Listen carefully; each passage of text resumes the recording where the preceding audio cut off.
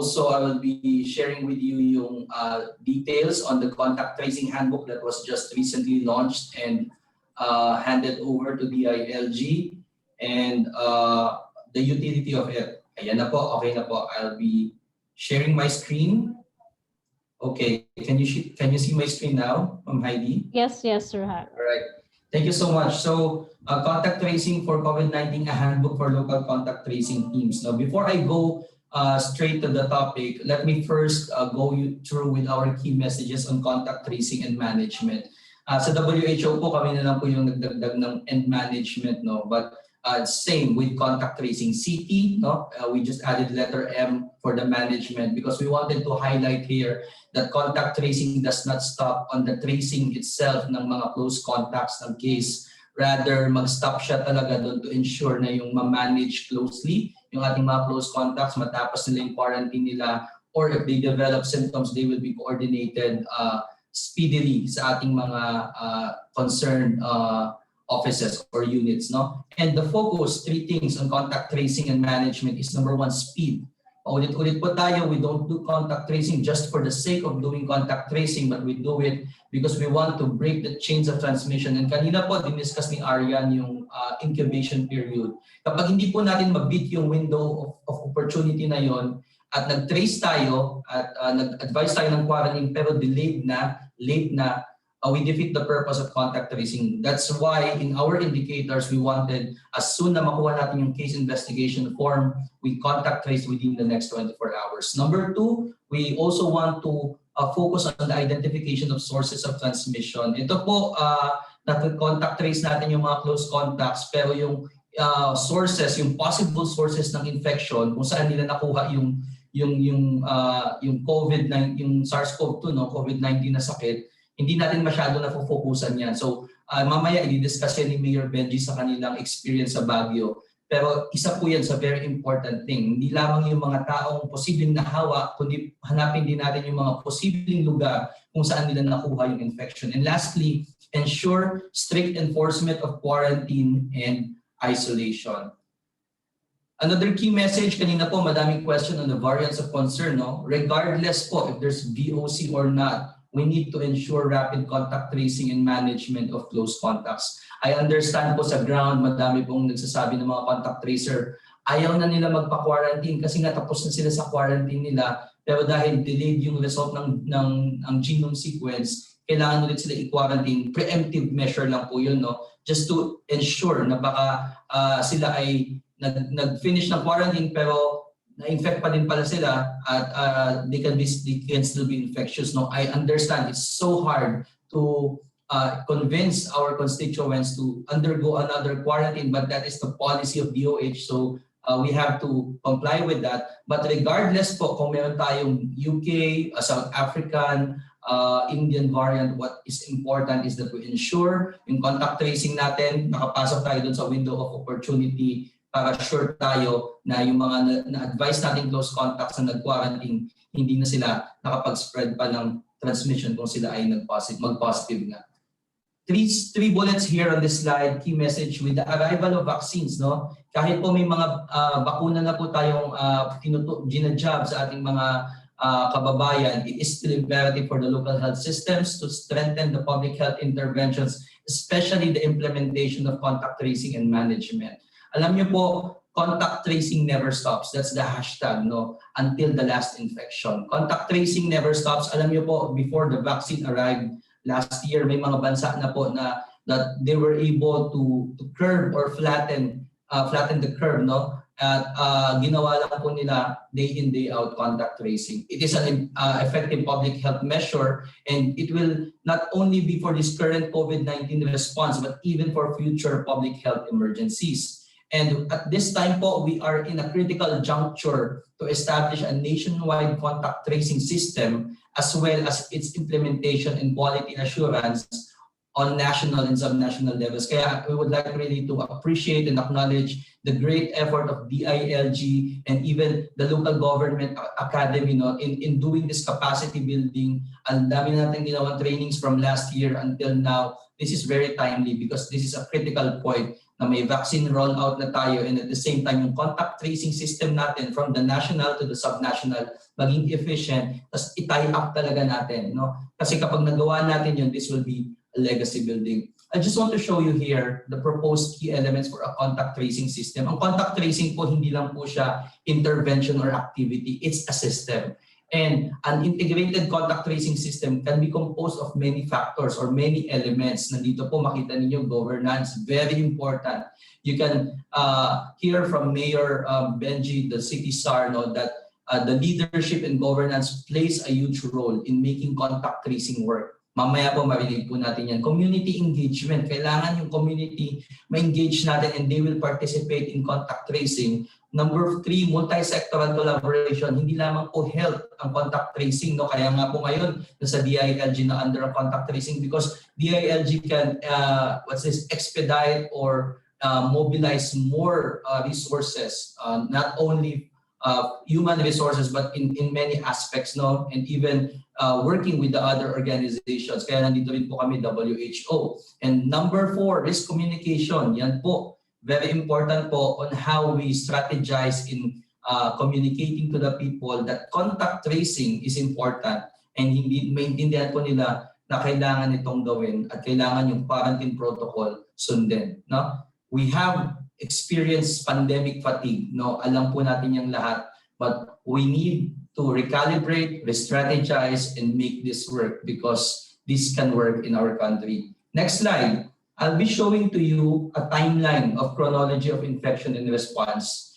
Sundan nyo lang po ako, mabilis lamang po ito, no? Pakita ko po sa inyo dito yung steps, kasi yung legend po nasa baba naman. CDRS, yung COVID-19 Data Repository System, ICS, yun yung Incident Command System or yung Emergency Operations Center, LCTT, the Local Contact Tracing Team, CTOC, Operation Center ng Contact Tracing. Familiar po lahat ng mga contact tracers sa mga words na ito. Gusto ko lang po ipakita sa inyo dito yung timeline. And para po makita natin kung ano yung goal talaga natin pagdating doon sa speed na kaninang sinasabi ko. On a usual, an average Filipino person, kapag na-expose yan sa COVID-19 at hindi mo na yan kaagad magkakaroon ng symptoms. Sabi ni Arian kanina, 2 days before, infectious ka na, ay kailangan hanapin lahat ng mga nakasalamuhan. No? So, kailangan natin i-take into consideration that one. No? And then from the date of onset of symptom, usually ang Pinoy, hindi yan kaagad pupunta sa hospital or sa health center or magte-telemedicine, no? Magte-teleconsult. Minsan nag-aantay pa tayo ng 1 o 2 araw bago tayo mag-consult. And then, pagkatapos mag-consult, sometimes simultaneous na schedule kagad tayo ng swab testing, but in most areas na limited yung testing, ini-schedule pa po yung swabs or specimen collection.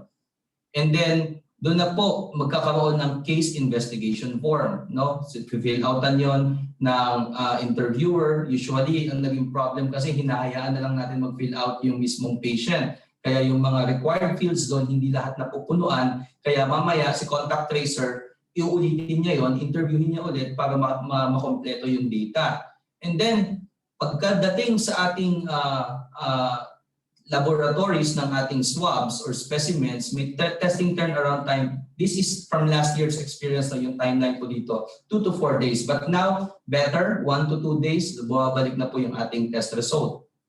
And then, we have here the tracing process and then simultaneous po dapat yung quarantine or isolation speed dyan, no? And then, we have here yung CDRS, dyan po nakikita yung mga test result kung positive. Yan po yung database and yung lab sector po from 0.2 to 0.4 yung ating testing turnaround time. Now, I would like you to focus on the red arrow here. Ang red arrow po na ito, dati ganiting ginagawa natin, we start contact tracing kapag nag-confirm pa lang yung case. And given the experience from last year, makikita po natin if we start from this point, we already have a 6 days delay.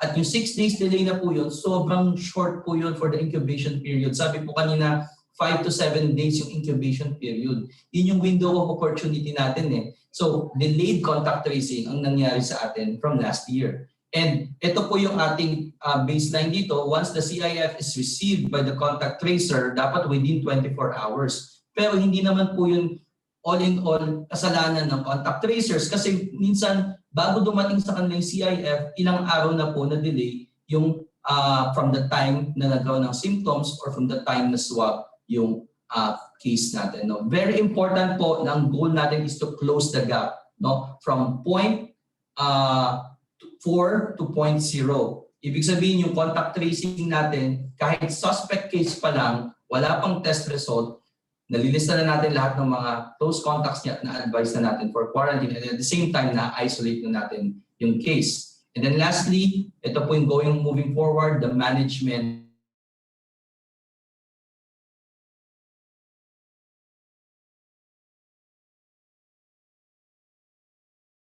of the close contact. Get the copy. Ito po yung kailangan natin i-close yung gap, yung time. No? Dapat mas mabilis nating magawa from step 0 to step 3. Where do we put our efforts to achieve maximum impact? Ito po yung kanina sinabi ni Aryan. Doble dose po ito ang ating palatandaan. No? -2 days before onset of symptoms, yung mga taong nakasalamuha, yung mga close contacts, may criteria tayo doon.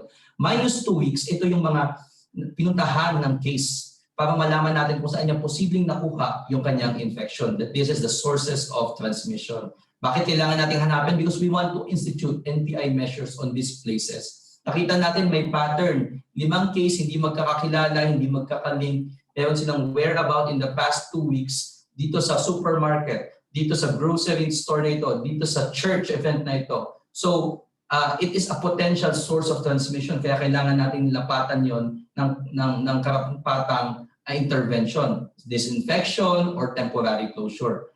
Ito po yung kanilang question sa comment section. No? When can we use antigen testing? For us po to institute a speedy contact tracing, kunyari po sa workplace, kaya po may underline yung workplace na yan.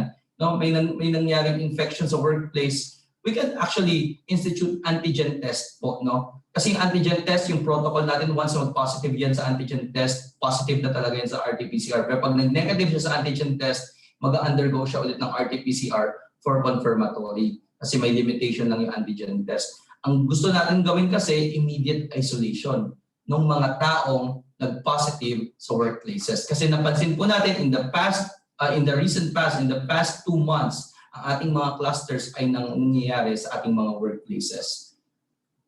Next, these are the 3 things we need to put our efforts to achieve maximum impact. Cluster identification with linkages. Ibig sabihin, ito yung tinitrace natin na sila ay nagkasalamuha. Number 2, immediate quarantine and or isolation plus testing strategy ng antigen. And number 3, strict monitoring of adherence to quarantine protocol.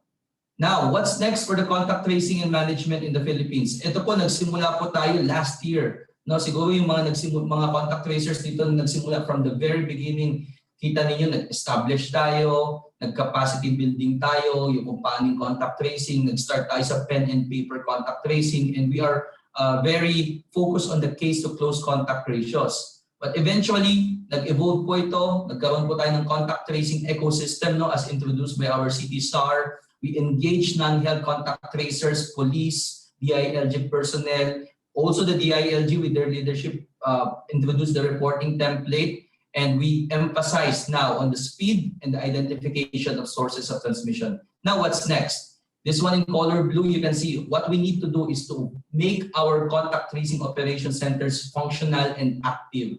Alam niyo po, yung mga nakita naming nangyari in the past year na into the response, yung mga effective contact tracing system, sila po yung mga contact tracing centers or operation centers na day in, day out, they report, they meet. No? Kapag sila po ay talagang committed na tuloy-tuloy, pukpukan, walang relaxation, yun, na-break nila yung chains of transmission. And also very important yung coordinated, yung inter-LGU contact tracing system, yung teams natin. Kasi minsan, kapag yung close contact sa ibang LGU, hindi na siya na-endorse mabuti. Hindi na siya na-refer mabuti dun sa contact tracing team sa kabilang city. And also, we want to have an integrated reporting system. The DILG is working hard for this. No? We have now a revised reporting template. Napakaganda po ng ginawa ng DILG. But later on, our goal is to have this digitized system in the data management and analytics po ng ating contact tracing. Hindi lang naman natin ito gagamitin for COVID-19. Gagamitin pa natin ito in the future and even in other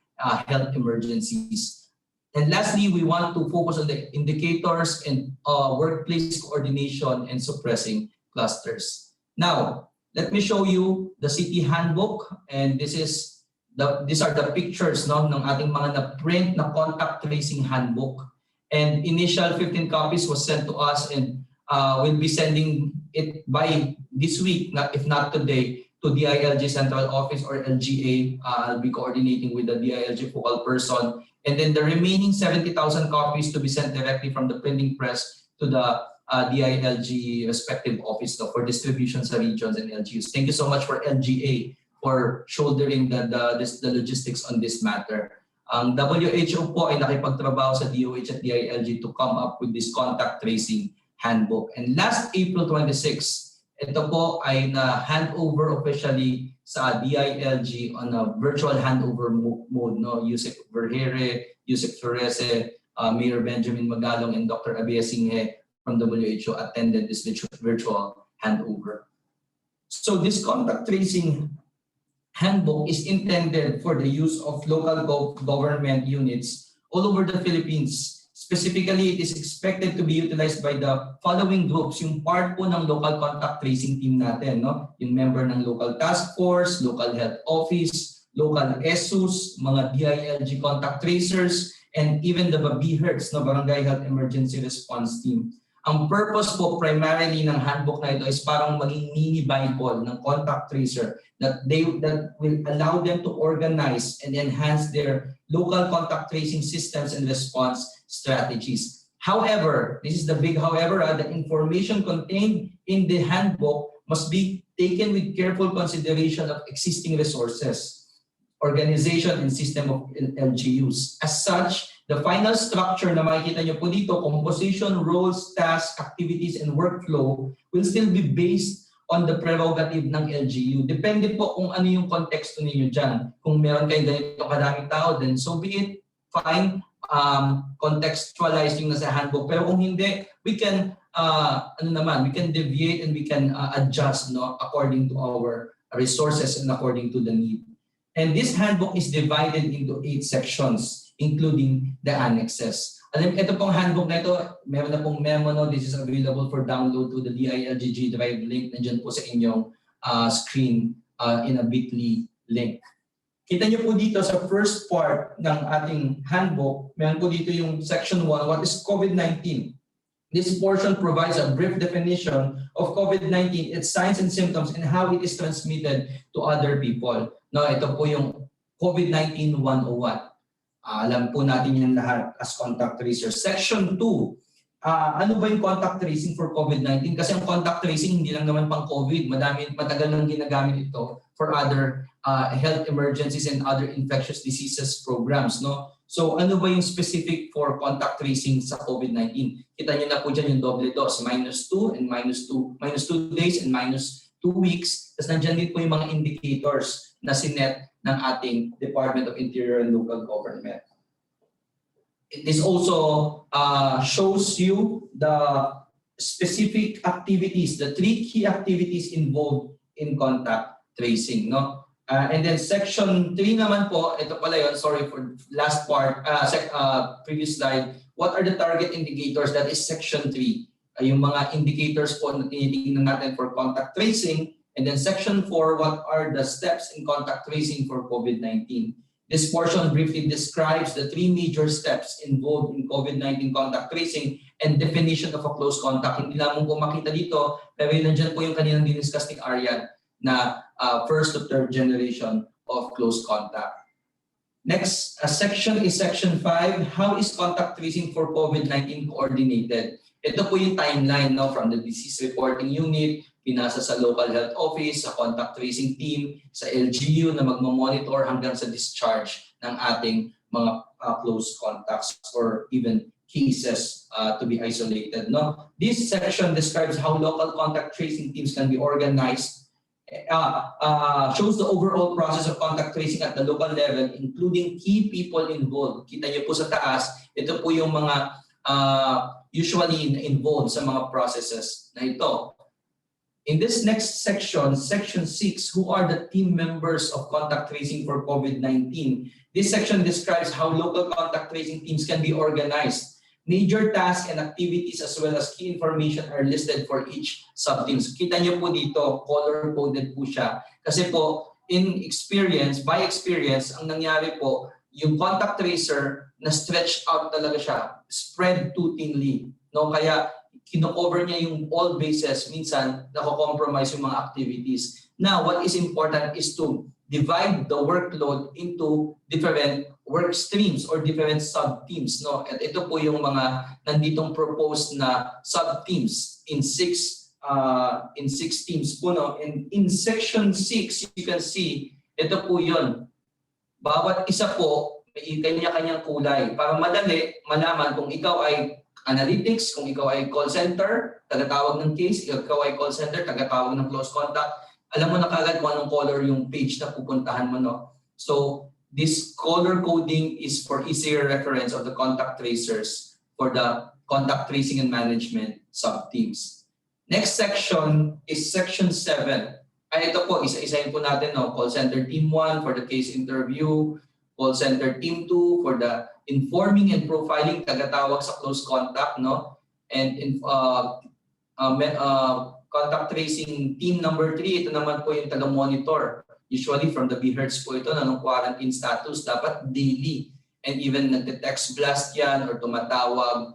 And team number 4, coordination team. Sino yung mga close contact na nag-develop ng symptoms, coordinate natin sa swabbing team, coordinate natin sa logistics kapag may kailangan sunduin, sa police kapag may kailangan asikasuhin na hindi cooperative. Ito po yun, coordination team. Team number 5, ito naman po yung encoding team. Very important po, no? Lahat po ng data na collect, sila po yung nagpapasok sa database. And lastly, the team number 6, this is the analyst team. Ito po yung naggagawa ng mga graphs, ng mga data management activities po para makita natin how are we faring or how are we performing in contact tracing. And lastly po, section 7, what are some key considerations in contact tracing? Nandito po yung mga circumstance na kailangan face-to-face, kailangan mag-provide ng psychosocial support, do's and don'ts in data gathering and collection. Medyo na-infuse na po natin dito konti yung cognitive interviewing techniques and how to communicate effectively. And lastly po, yung annexes, ito po yung ating section 8. Nandito na makita yung mga forms na ginagamit natin, yung CIF at saka yung close contact profile form. And that ends my presentation for the contact tracing handbook.